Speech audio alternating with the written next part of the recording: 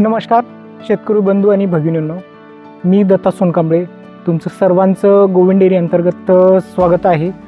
आणि सर्वात महत्त्वाची गोष्ट म्हणजे आता सध्या खूप तीव्र उन्हाळा जाणवतोय। तसं म्हणायला गेलं तर फेब्रुवारीपासूनच म्हणजे उन्हाचं म्हणजे तीव्रता आपल्याला जाणवायला लागते। आज मार्च चालू झालेले 10-11 मार्च आहे, तरी पण प्रत्येक गोट्यामध्ये आता म्हणजे समर डायरियाचे म्हणजे बऱ्याच म्हणजे केसेस दिसताना आपल्याला म्हणजे दिसून येत आहेत किंवा शेतकरी थोडं हैराण आहेत की आज बऱ्याच वेळा म्हणजे शेतकऱ्यांचे फोन येतात, कॉल येतात की आता गोट्यामध्ये समर डायरियाचं म्हणजे प्रॉब्लेम सुरू झाला आहे, त्यावरती काय आयुर्वेदिक उपचार पद्धती करायची आहे आणि ती कशी करायची, त्यासाठी लागणारी काय साधन सामग्री आहे, त्याबद्दल बऱ्याच लोकांचे फोन कॉल येतात। तर आपण आलेले आहे मुंजवडे या ठिकाणी स्वातीताईंच्या गोट्यावर। आज जर पाहायला गेलं तर टेम्परेचर भरपूर वाढलेले आहे। बरं, समर डायरिया लागण्यामागचं कारण म्हणजे काय माहिती आहे का? सर्वात महत्त्वाची गोष्ट की वातावरणातील झालेला बदल। आणि आज बऱ्याच गोट्यामध्ये जर पाहिले ना, मुक्तसंचार गोटे तर प्रत्येकाकडेच आहेत, पण त्यामध्ये पाण्याची व्यवस्था जी आहे तर म्हणजे व्यवस्थित सावली नाही किंवा झाकलेलं नाही, त्यामुळं बऱ्या प्रमाणामध्ये म्हणजे उन्हामध्ये असल्यामुळं पाणी गरम होते।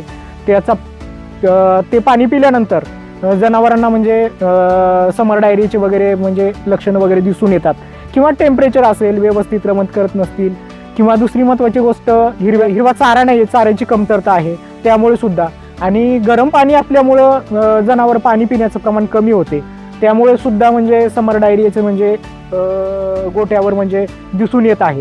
त्यासाठी आपण आज गोविंद डेअरी अंतर्गत स्वातीताईंच्या इथं म्हणजे आयुर्वेदिक उपचार पद्धतीचा एक डेमो घेतलेला आहे। त्याच्यामध्ये म्हणजे समर डायरियावर म्हणजे काय काय म्हणजे आयुर्वेदिक उपचार पद्धतीनं काय आपण म्हणजे इलाज करू शकतो आपण किंवा उपचार करू शकतो। तर त्याच्यामध्ये बऱ्याच म्हणजे गेल्या वर्षी पण म्हणजे बऱ्याच शेतकऱ्यांना आपण म्हणजे लाईव्हमध्ये म्हणजे एक व्हिडिओ टाकला होता समर डायरियाबद्दल, आणि आता पण बऱ्याच शेतकऱ्यांचे फोन आल्यामुळे म्हणलं की पुन्हा सुद्धा आपण एक व्हिडिओ रिपीट करावा, ह्या उद्देशाने आज आपण स्वातीताईंच्या गोट्यावर आलेले आहे।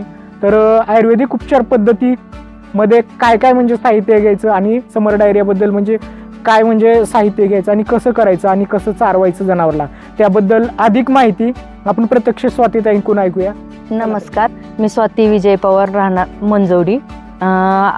फेब्रुवारी महिन्यापासून उन्हाची खूप तीव्रता जाणवायला लागली आहे आणि आपल्याला जाणवते की ऊन पण खूप वाढले, त्याच्यामुळे गायींना समर डायरियाचा त्रास व्हायला लागला आहे। त्याच्यामुळं आम्ही गोविंद डेअरीच्या अंतर्गत जी आयुर्वेदिक पद्धती त्याचा वापर करून आमच्या 2-3 गायींना आमच्या जुलाब झाले होते, मग त्याचा आम्ही वापर करून आयुर्वेदिक पद्धतीचा वापर करून आमच्या गायींना चांगला बराचसा फरक पडला आहे। तर त्याच्यासाठी आम्ही जी गोविंद डेअरीने अंतर्गत जी रेसिपी तयार केली तर त्याची मी तुम्हाला माहिती सांगते।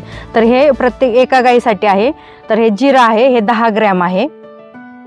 ही खसखस आहे, ही खसखस 10 ग्रॅम आहे। हे मेथी दाणे आहेत, मेथी दाणे 10 ग्रॅम आहेत। हे मिरे आहेत, मिरे पण 10 ग्रॅम आहेत।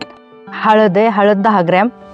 हिंग आहे, हिंग एक 5 ग्रॅम घ्यायचा आहे। कांदे घ्यायचे 2 आणि लसूण 2 घ्यायचे आहेत। कढीपत्ता एक मूठभर घ्यायचा आहे आणि गूळ 100 ग्रॅम घ्यायचा आहे। तर आपण काय करायचं, पहिल्यांदा जिरे व्यवस्थित भाजून घ्यायचे, त्याच्यानंतर खसखस भाजून घ्यायची आणि त्याच्यानंतर मेथी दाणे भाजून घ्यायचे, त्याच्यानंतर हे मिरे पण भाजून घ्यायचे। ह्या 4ही गोष्टी व्यवस्थित भाजून घ्यायच्या आणि भाजल्यानंतर हे सगळं मिक्सरमधून काढून घ्यायचं। त्यात मिक्सरमधून काढल्यानंतर कांदा पण आपण चिरून मिक्सरमधूनच काढायचा आहे, लसूण पाकळ्या पण मिक्सरमधूनच काढायच्या आहेत आणि कढीपत्ता हे 100 ग्रॅम गूळ घ्यायचा आहे आणि हे सगळं मिक्सरमधनं काढून घ्यायचं आहे आणि त्याचे आपल्याला असे छोटे छोटे बारीक बारीक लाडू करायचे आहेत आणि ते सकाळी एक टाईम आणि संध्याकाळी एक टाईम असे 2दा चारायचेत आणि असे सलग 3 दिवस चारायचेत की जेणेकरून आपल्या गायीला त्याने चांगलाच आराम पडतो। दुसऱ्या दिवसाच तसा आराम पडायला लागतो, पण 3 दिवस कंप्लीट चारायचेत आणि ज्या एखाद्या गायीला समजा जास्त होत असले तर तुम्ही 5 दिवस पण चारू शकता। आणि ह्याच्याबरोबर तुम्ही आता गायींना एम सोल्युशन द्या किंवा एस्ट पावडर पण चारू शकता की जेणेकरून गायीची पचनक्रिया खूप चांगल्या प्रकारे होईल। आणि तुम्ही गाय सकाळची शक्यतो सावलीत बांधा, थंड पाणी द्या, पाण्याच्या टाकीला चुना लावा, चाऱ्याच्या गव्हाणींना पण चुना लावा आणि हिरवा चारा द्या शक्यतो, आणि फ्रॅवशिंग असेल तर फ्रॅवशिंगच्या कडेने झाडे लावा जेणेकरून नॅचरल सावली भेटेल आणि गायींना दिवसभर असा गारवा वाटेल। आणि मुक्त समजा बंदिस्त गायी असतील तर आपण पत्र्यावरती नारळाची पानं किंवा पाचट टाकून त्या पत्र्याची म्हणजे ते तापण्याचं प्रमाण आपण कसं कमी करता येईल पण आपण लक्ष दिलं पाहिजे. आणि जर कोणाला ह्या रेसिपीची अजून माहिती पाहिजे असेल तर तुम्ही गोविंद डेअरीशी त्यांच्या तज्ज्ञांशी संपर्क करू शकता.